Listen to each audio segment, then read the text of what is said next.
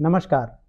कांग्रेस ने आज लोकसभा 2024 चुनाव के लिए अपना घोषणा पत्र जारी कर दिया। कांग्रेस अध्यक्ष मल्लिकार्जुन खड़गे ने इस घोषणा पत्र को न्याय पत्र का नाम दिया है। खड़गे ने बताया, यह घोषणा पत्र राहुल गांधी की भारत जोड़ो यात्रा के 5 पिलर पर आधारित है और इन 5 पिलर के आधार पर 25 गारंटियां निकाली गई हैं और उनको घोषणा पत्र में शामिल किया गया है। खड़गे ने बताया, पहली गारंटी युवा न्याय है। युवा न्याय में पहली जो सबसे प्रमुख बात है वह है पहली नौकरी पक्की। हर शिक्षित युवा को 1 लाख रुपए की अप्रेंटिस का अधिकार दिया गया है। इसकी दूसरी सबसे महत्वपूर्ण बात है भर्ती भरोसा। 30 लाख सरकारी नौकरियों की बात भर्ती भरोसे में कही गई है। पेपर लीक से मुक्ति। पेपर लीक रोकने के लिए नए कानून और नीतियां बनाए जाएंगे। गिग वर्कर सुरक्षा। आप जानते हैं, देश भर में गिग वर्कर यानी ऐसे वर्कर जो केवल कॉन्ट्रैक्ट के आधार पर काम करते हैं, जैसे जोमेटो और स्विगी, जिनसे आप खाने पीने की चीज़ें मंगवाते हैं, इनको गिग वर्कर कहा जाता है। कांग्रेस ने अपने घोषणा पत्र में गिग वर्कर सुरक्षा की बात कही है। गिग वर्कर के लिए बेहतर कामकाजी नियम और संपूर्ण सुरक्षा की बात कही गई है। राजस्थान में जब कांग्रेस की सरकार थी और अशोक गहलोत मुख्यमंत्री थे, तब इसके बारे में कानून लाया गया था। युवा रोशनी। युवाओं के लिए 5,000 करोड़ रुपए का नया स्टार्टअप फंड बनाने की बात युवा न्याय में कही गई है।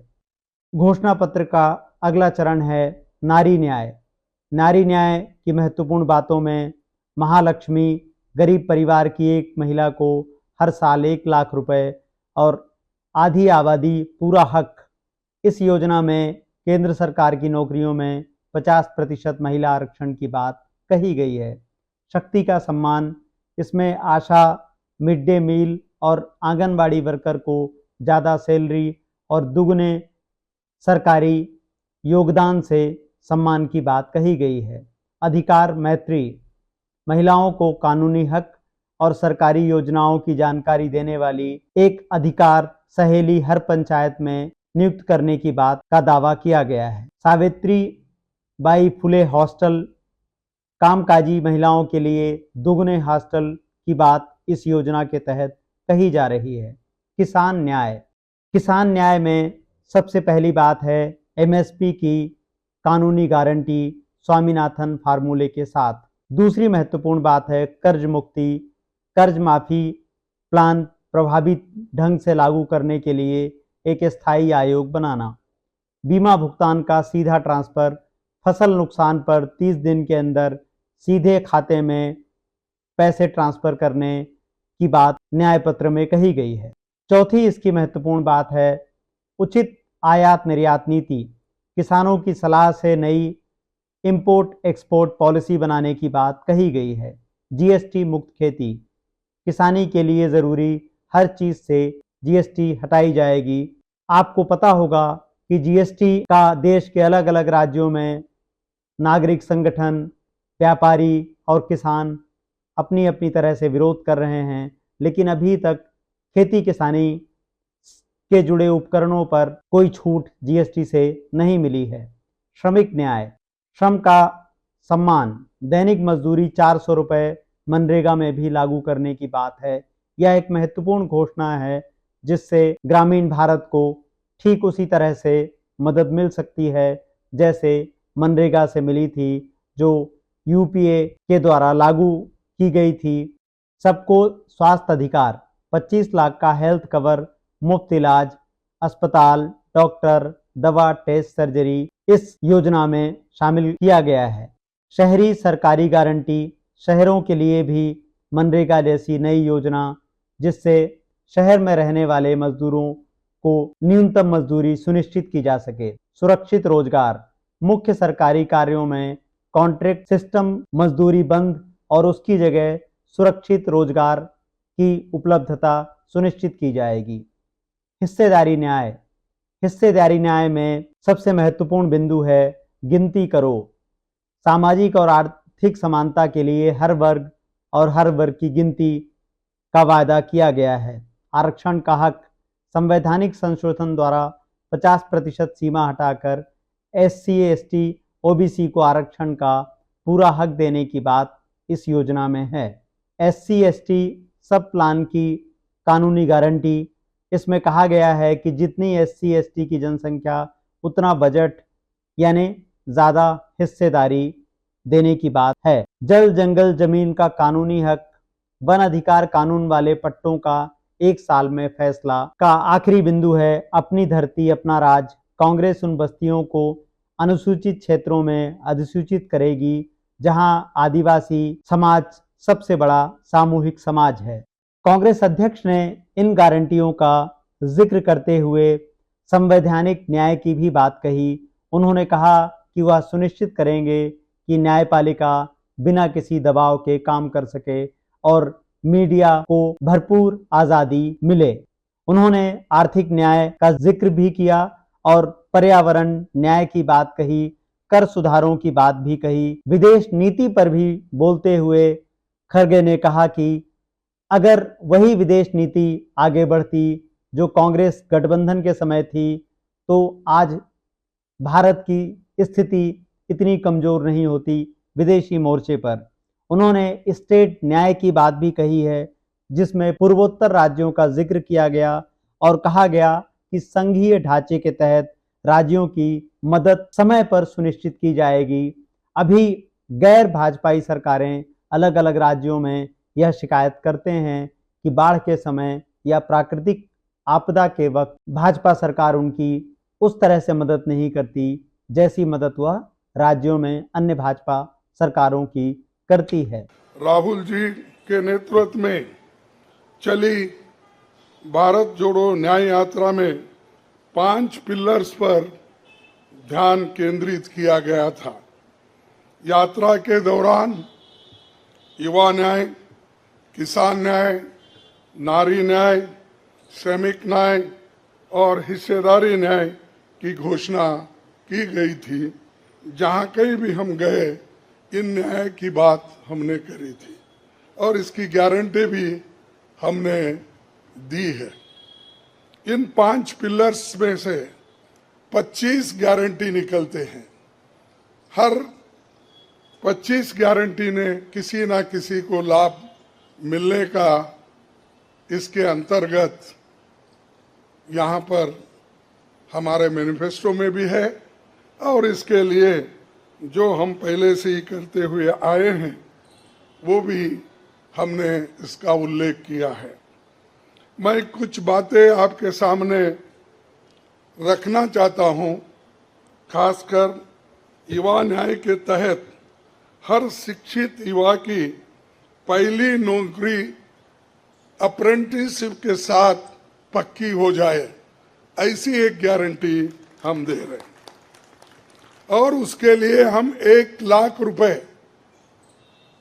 उसके लिए हम एक अप्रेंटिसशिप कोर्स करने वालों को खर्च करेंगे और इससे ये फायदा होगा किसी ना किसी जगह उसको पक्की नौकरी मिलेगी, क्योंकि ये स्किल डेवलपमेंट के तहत और बहुत से इंडस्ट्रीज में इनको काम मिलेगा। नारी न्याय के तहत गरीब परिवार की महिला को सालाना 1 लाख की मदद देंगे। गरीब परिवार की महिला को सालाना 1 लाख की मदद देंगे और किसान न्याय के तहत किसानों की कर्ज माफी और MS की कानून की गारंटी भी हम देंगे। और श्रमिक न्याय, इसके तहत मनरेगा में भी 400 रुपए ये न्यूनतम कम से कम 400 रुपए मजदूरी दिया जाएगा। हिस्सेदारी न्याय में सामाजिक आर्थिक समानता के लिए हर व्यक्ति और हर वर्ग की गिनती या जातीय जनगणना होगी जिससे सबको फायदा हो गया, या किसी के फॉर में किसी के अगेंस्ट में ये नहीं है कि हालात को समझने के लिए ये जातीय जनगणना करेंगे, जैसा कि SC/ST की जातीय जनगणना होती है। और वैसा ही जो पिछड़े लोग हैं और भी ये अपर कास्ट में भी गरीब लोग हैं, सबकी हालत क्या है ये जानने के लिए हम जातीय जनगणना कराएंगे और इसका फायदा हर वर्ग को मिलेगा। हमारे घोषणा पत्र में संवैधानिक न्याय, कॉन्स्टिट्यूशनल जस्टिस खंड में लोकतंत्र बचाओ, भय से मुक्ति से लेकर मीडिया, न्यायपालिका आजादी, भ्रष्टाचार के खिलाफ मुहिम जैसे मुद्दे, कला संस्कृति जैसे विषय भी है। आर्थिक न्याय, इकोनॉमिक जस्टिस खंड में आर्थिक नीतियों, बेरोजगारी, टैक्सेशन और टैक्स रिफॉर्म्स, ये सारी चीजें उसमें हम लाएंगे। इंडस्ट्री और इंफ्रास्ट्रक्चर पर ठोस काम हम करेंगे। राज्य न्याय, जस्टिस फॉर द स्टेट्स में संघीय विकास, पूर्वोत्तर भारत पर रोशनी हम डाले हैं और जहां कहीं भी फेडरल स्ट्रक्चर को धोखा होगा हम उस वक्त अपनी आवाज उनके साथ भी उठाएंगे और जब हमारी गवर्नमेंट आएगी तो उनको बराबरी का हिस्सा देंगे, और ताकि वो पैसे के लिए तरस न हो, चाहे वो ड्रॉट हो, फ्लड हो, डिसास्टर्स हो। इसके लिए नेचुरल डिसास्टर, इन सब के लिए फेडरल गवर्नमेंट को कानून के तहत जो मदद मिलना चाहिए वो हम जरूर उनको दिलाएंगे। उसी के साथ देश की प्रतीक्षा और आंतरिक सुरक्षा के महत्व को ध्यान में रखकर रक्षा न्याय की भी खंड है, जिसमें विदेश नीति भी है। और विदेश नीति हमारी अब तक सफल हुई है और उसी नीति पे अगर ये लोग काम करते थे और ठीक ढंग से चलते थे और बहुत से मुश्किल हमको आज जो आ रहे हैं वो कभी नहीं आते थे। तो इसीलिए हम अपना रक्षा न्याय का देश की रक्षा के लिए पूरा हम काम करेंगे। आखिरी एक महत्व का बिंदु पर्यावरण न्याय भी देंगे। आप सभी से मैं अनुरोध करूंगा कि घोषणा पत्र को बारीकी से देखें, परखे, इसमें आपको भविष्य के भारत की शानदार नया तस्वीर दिखेगा और इसके लिए आप ठीक ढंग से आप काम कर सकते हो। पार्टियां बदलने वालों का भी जिक्र घोषणा पत्र में आया। कांग्रेस के वरिष्ठ नेता पी चिदम्बरम ने एक सवाल के जवाब में बताया कि 10वीं अनुसूची में संशोधन की बात कही गई है ताकि दल बदल को रोका जा सके और जो लोग कानून की पेचीदगियों का सहारा लेकर आए दिन पार्टी बदलते रहते हैं उन पर सख्त कार्रवाई हो सके। राहुल गांधी ने न्याय पत्र की घोषणा के बाद मीडिया कर्मियों के एक सवाल के जवाब में कहा कि यह चुनाव लोकतंत्र और संविधान को बचाने का चुनाव है।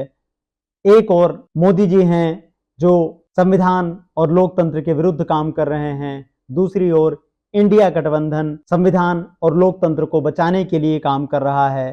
तो यह चुनाव इन दो शक्तियों के बीच सीधा मुकाबला है।